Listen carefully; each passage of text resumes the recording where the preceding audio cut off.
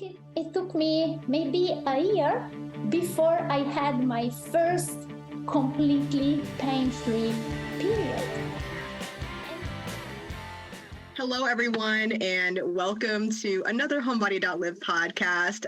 This is a special one as well. I always get excited with these podcasts because each new woman just has a new story that just really talks to the importance of why we need to eliminate our menstrual pain and be so adamant about it.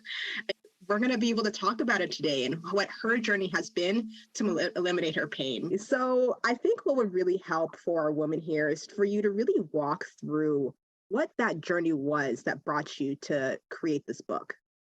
Okay. So I suffered from a very severe, painful menstrual cycle, especially my period, I think for 15 years. Basically, I would collapse every month for the pain. The week before were kind of a hell week with my mood was all over the place. I was always bloated. I wasn't really feeling myself. I remember I wasn't able to feel free to go out, do my thing when I knew that my period was going to come because, I could faint, whatever. It just could happen to me. Of course, I did all the possible tests that you could do, but doctors didn't really help me. Just told me it was something that it was normal for me. It was going to go away when I would have my first child. I was 20 years old when I did all these tests. I wasn't really thinking about having kids. Mm-hmm. And so my strategies was to just be sure to have painkillers with me everywhere I go. And the real journey, I think it began one day when I was in Spain in my living room. Yeah. That day was a particularly bad one. My period just came, and the pain was so horrible that I remember thinking, I don't want to be here. I just would like to let my body do whatever he has to do and just wake up and not having this pain. Mm. So I remember doing something like, I'll just let go and I'll wait. And that day, something happened. It just went away. The pain really started to went away in, I think it was half an hour, 20 minutes maybe. Usually it would take one whole day to just get back on my feet and being able to talk. This was something really new for me. And being curious, I thought that maybe that feeling of letting go, whatever I was feeling, was having something to do with the fact that I was feeling better. Mm-hmm. It felt like I had let go some kind of tension. Mm-hmm. And so I said to myself, well, maybe it was a coincidence. I will try again. I tried again the next month, and the same thing happens. So now I had some kind of proof that what I was doing was helping me, even if I didn't really have any idea of what I was doing. Yeah. And to clarify, this is before you tried any type of food, any type of movement. You simply focused on the mental. Yeah. The mental. That's good. Yeah, just that, because I never made the connection before this between food and lifestyle. I just knew what they tell you. It is something that all women have. Some women are lucky, maybe you're not. And maybe I should be able to tolerate pain a little bit better. I don't know. So I really started to think about this concept of tension. Why do I feel this tension? And being a psychologist, I knew that tension is just another word for stress. I really took a look at my life, and it was a very stressful life back then. I had just moved to another country. I had just started my business, talking a language that I didn't really know. So I really was stressed out. And so I said, maybe if I can reduce my stress, and this will finally free me for this curse that I feel that I have, for this painful period. And that's where the quest began. I just went, head on into this, and I started to study whatever I can do to reduce stress. And so I discovered that, food can be a huge source of stress for our body. And then I discovered about the importance of movement. Even if I always have been an athletic person, I didn't really know anything about the link between the way you move, the way you approach fitness, and stress. And then I discovered sleep. And then I discovered about psychological stress. And I discovered how it is linked with our nervous system. And it felt like the more I was going in, the more thing I would discover. And so after a while that I went on like this, I will experiment everything on myself. And it took me maybe a year before I had my first completely pain-free period. Yeah. And it felt like a miracle to me. And I decided to write about it. I decided to write a book. And that's how I ended up with a book called When PMS Comes from Stress. Oh, so good. So good. Yeah. And as I was reading this book, I loved how you really break down how stress has changed through our ancestry.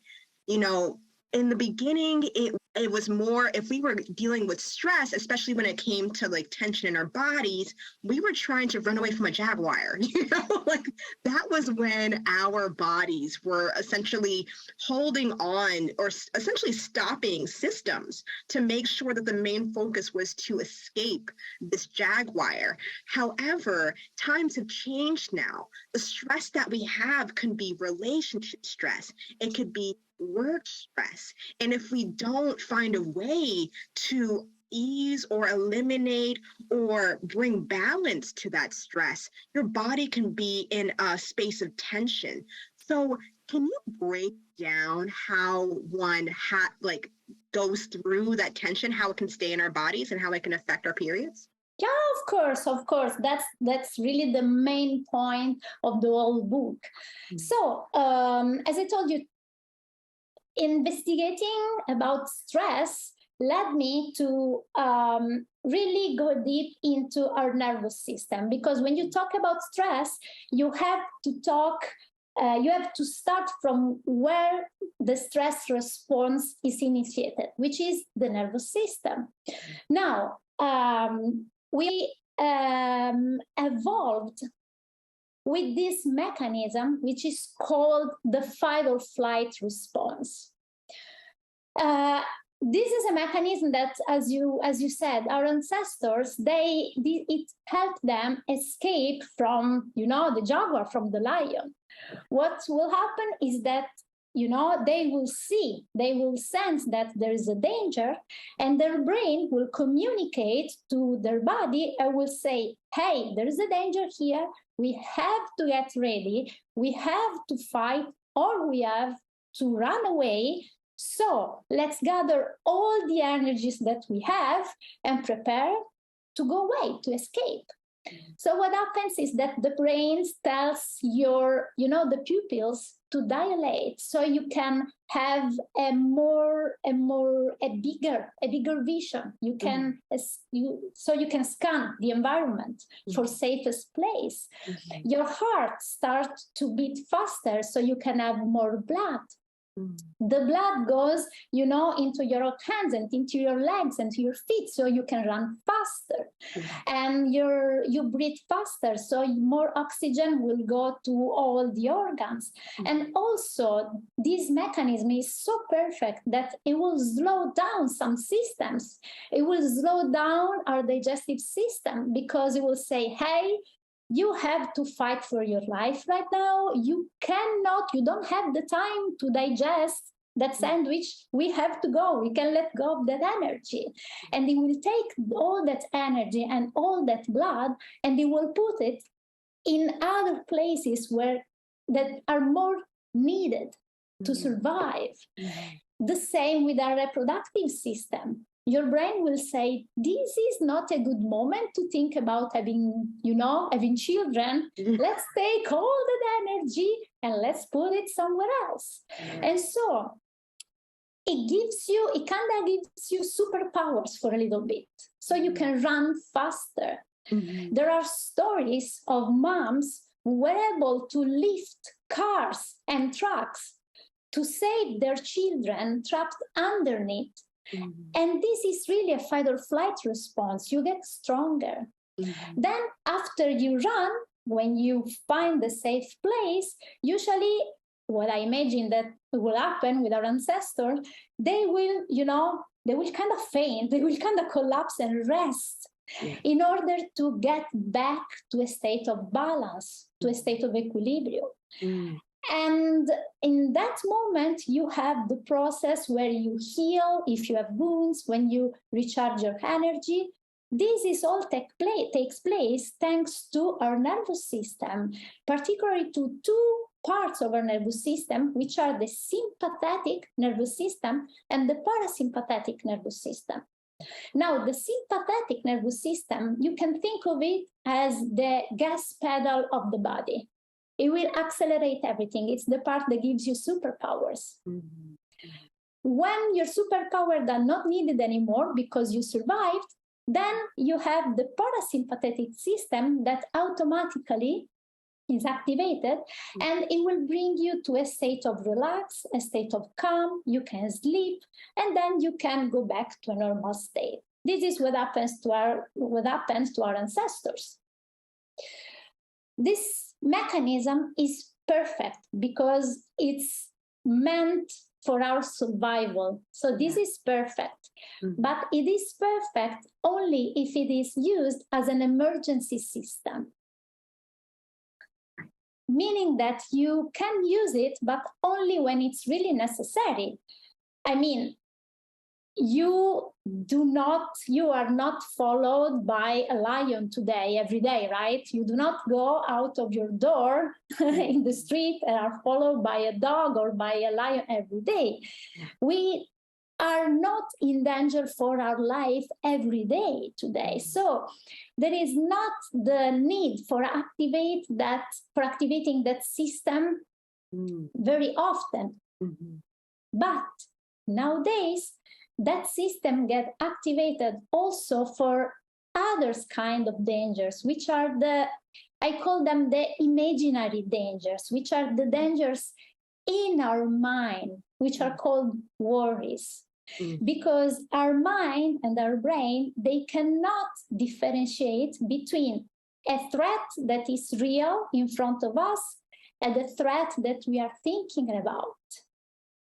So if I'm thinking, oh my God, tomorrow I have a presentation, or, tomorrow I have a podcast interview, I'm so anxious, I don't know how it will go. And I start to, visualize in my head, in my mind, all the possible things that can go wrong. Then my brain, it will not know that this is not happening. It will think, well, okay, we are in danger. Don't worry, Daniela. We are going to activate your sympathetic nervous system, and we are going to do everything we can to make you survive. Yeah. But the difference is that when you are escaping from a wild animal, where our ancestors were escaping from our wild animals, it was a limited time. They will escape, and they will either survive or not. Today, worries, they do not end. They are always with us. We worry, we worry every day. People worry every day about relationships, about work, about the world, about the environment, about other people, about health. And so this means that this cycle of fight or flight, for most of us, it never closes. Never. So we get really activated with the sympathetic part, and the parasympathetic part of our nervous system doesn't really get a chance to do its magic. It doesn't really get to the part when I got stressed out, but now I can recharge. We don't really do that. And this is also due to the fact that we live in a very go, go, go world. We are always on the go. The first time that we sacrifice when we have a lot of things to do is the time to relax, to unwind. And so what happens is that this continuous activation of the sympathetic nervous system, it has consequences on our body because of what I told you before, because of the fact that it is not meant to be active all the time. And does that in turn cause more tension to the cycle? When you don't close the cycle of fear, what happens is that all the reactions that happen in our body during the fight or flight, they impact our hormones, because the fight or flight is regulated by hormones that are secreted from our glands. So we get showered with cortisol and adrenaline. And cortisol, which is called the stress hormone, is going to impact our estrogen. Because I discovered, for example, that in order for our body to make cortisol, it needs chemicals that are the same that are used for progesterone. So our body will steal those chemicals and to create more cortisol. And you are left with less progesterone, which means irregular periods, which means that you can have more estrogens because the balance gets out of whack. Which ends up becoming heavier periods. Exactly. Exactly. And another thing that can happen is that when you have too much cortisol, you tend to accumulate what is called visceral fat, abdominal fat, which is the most dangerous kind of fat, because after a while, this fat starts to act as it was an organ. And it starts to produce estrogens. And so you get estrogens from your cycle, estrogens for your abdominal fat, and you have excess of estrogens. And then you can get irregular periods. You can get delayed periods. And these are just examples.